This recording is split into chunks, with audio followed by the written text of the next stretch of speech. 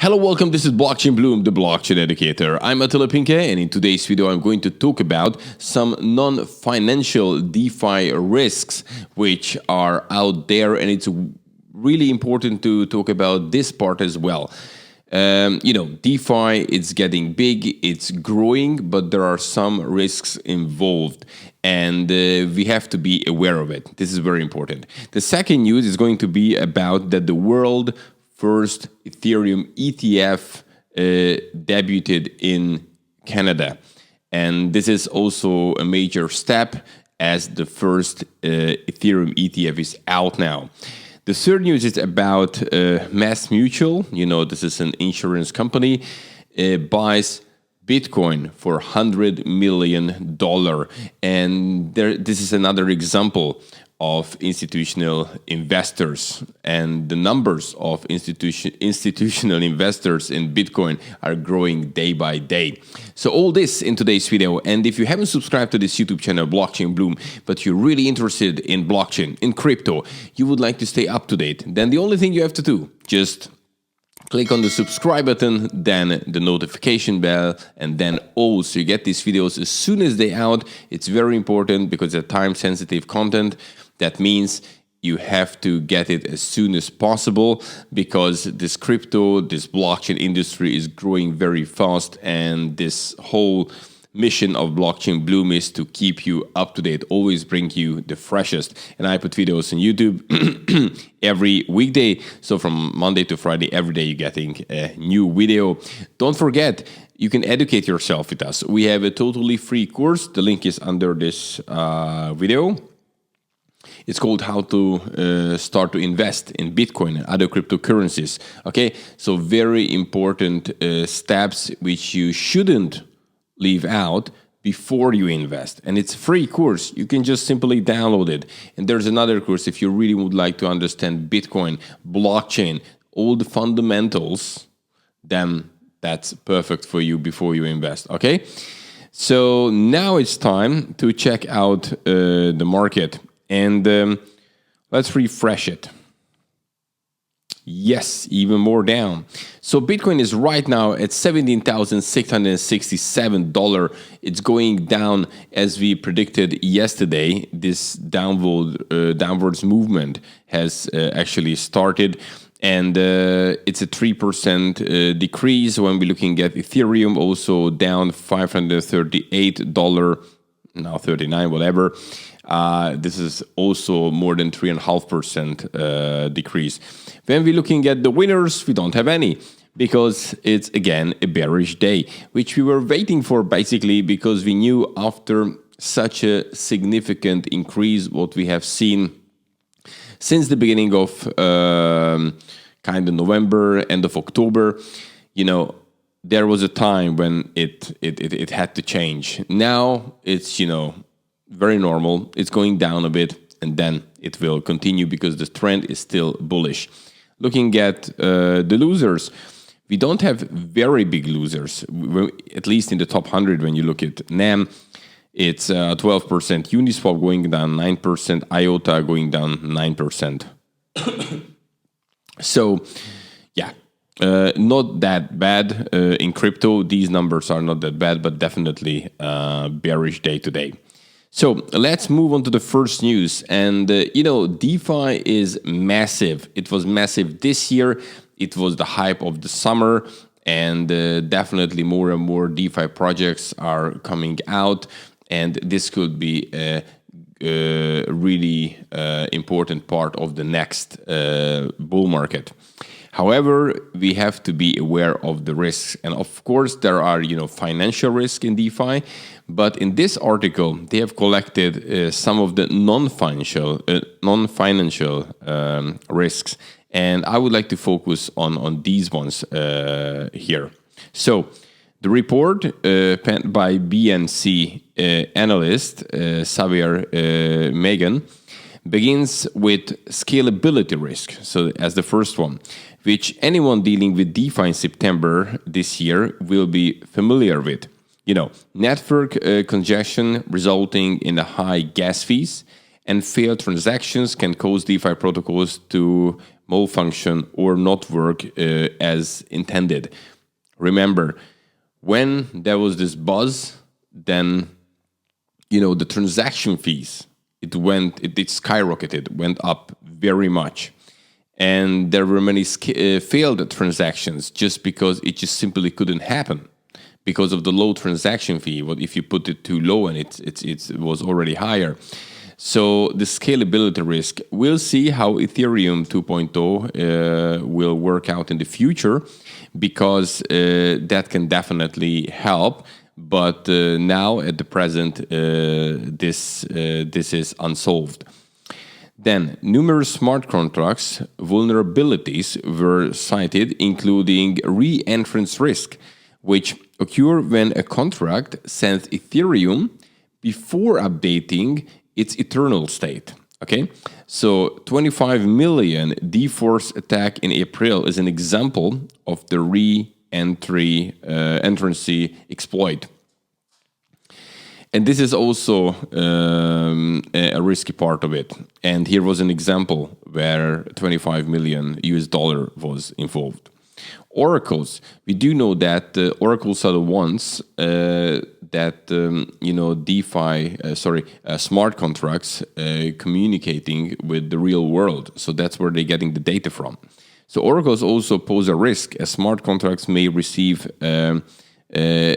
deceitful and inaccurate input regarding off-chain values or asset price due to manipulation of information from provider or malicious actor.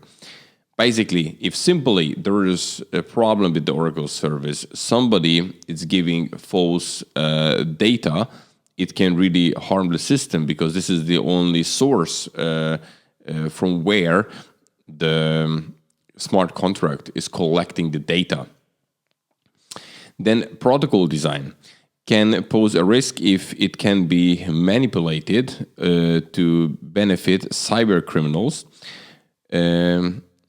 Composability is a good example of this, where DeFi protocol needs to rely on another protocol to function. Remember the Legos, as you put each protocol on each other. The report noted that the money Lego, they're saying it here as well, concept of interconnectivity within the ecosystem opens it up for further risk. So imagine some of the projects you're building on is facing some issues. So basically the one which is on the top of it, it's also affected. There is also centralization risk associated with DeFi if the protocols are controlled by central intermediary or governance is controlled by a few whales. So, you're part of the DeFi protocol, so you allowed to do the governance.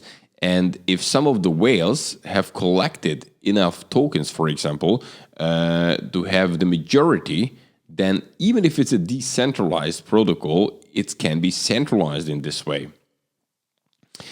And actually, another one here, which is important too, that it concluded that there was also risk of more risks being found, making the entire ecosystem sounds like one big financial nightmare.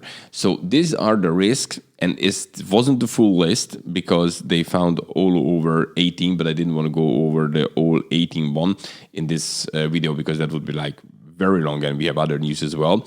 I just wanted to point out a couple of. So even there's the hype of DeFi. DeFi is cool, let's do DeFi. What are the risks involved? And I think the ones which I have mentioned, they are really real ones. So we'll see how the future will, what will happen in the future. But to be honest with you, DeFi is its infant age. It's looking great, it's looking promising, but it has a long way to go.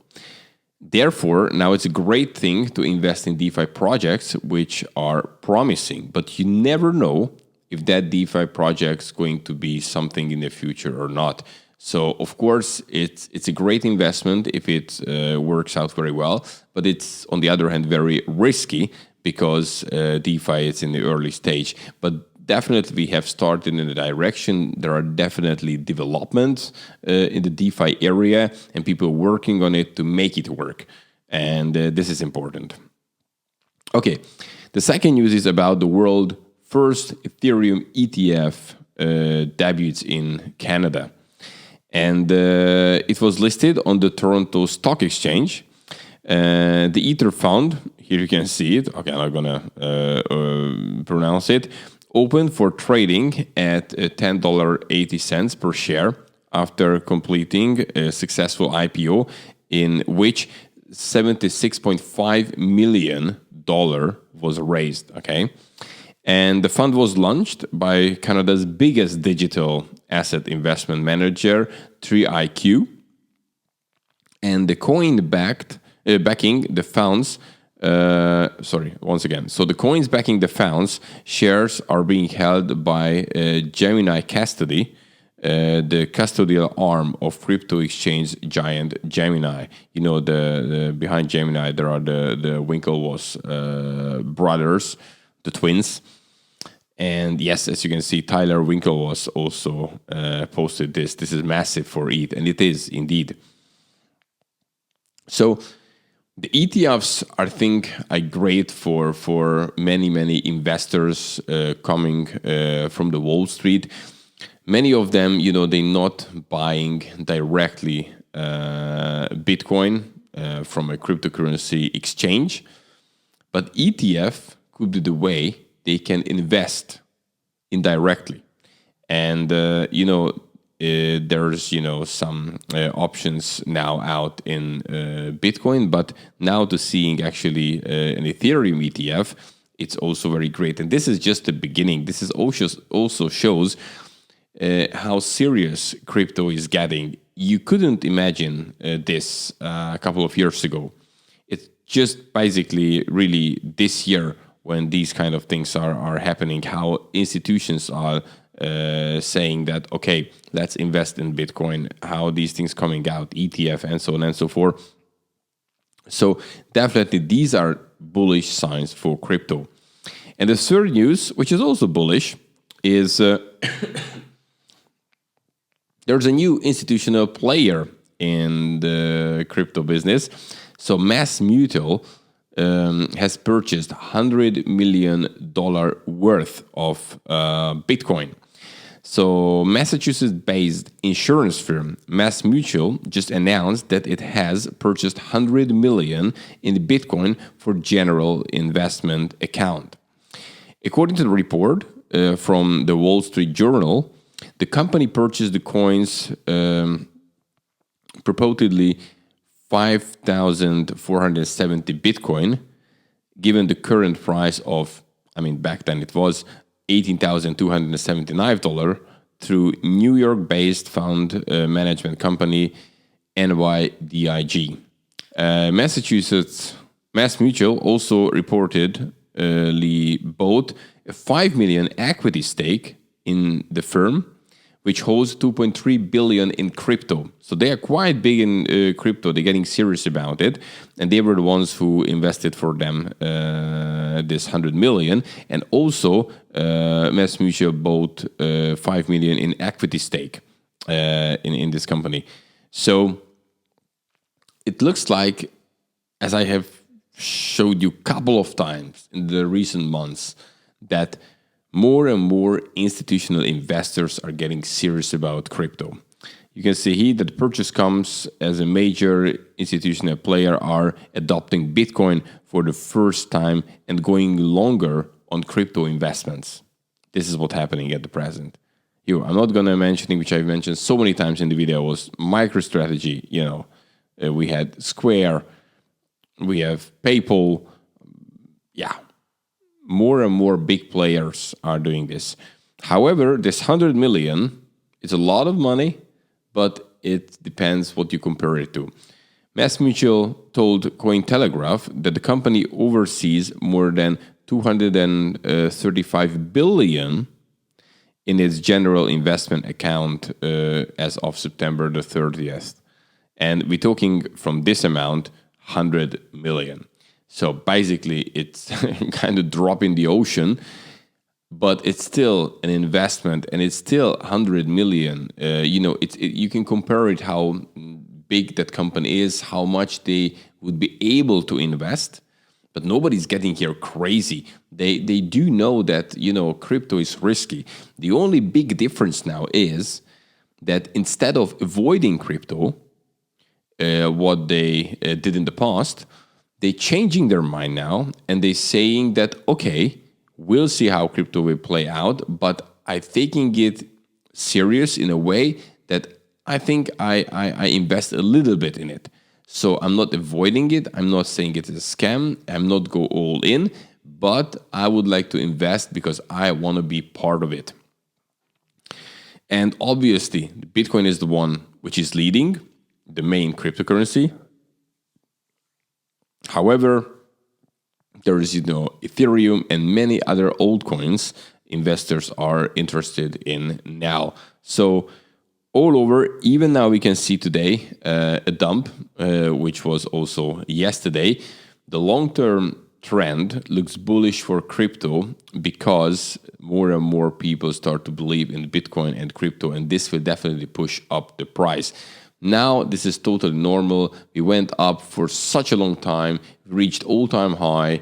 Therefore, now this kind of pullback, it's kind of normal. And then it will continue. When exactly, of course, nobody knows.